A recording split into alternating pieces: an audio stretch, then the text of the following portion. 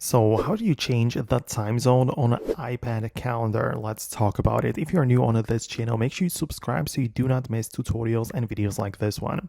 Okay, so it is a little bit more like complicated because it depends on what exactly you're using. But first of all, if you check out your settings where you see the apps at the bottom, you can find the Apple Calendar right there.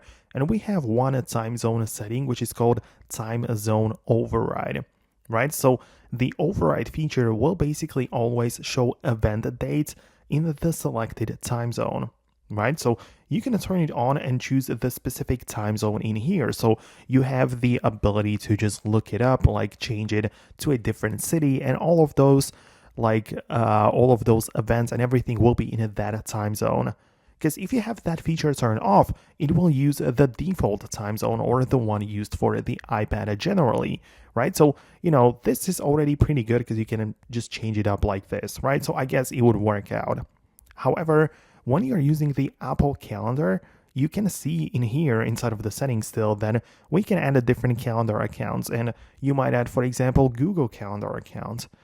And if that is the case, well, you kind of can you of course can change it for that Google account specifically, right? So on your computer or through the browser or through a dedicated Google Calendar app, you can change the time zone settings even though you will still use it within the Apple Calendar, right? So as I said, it kind of depends on what you mean.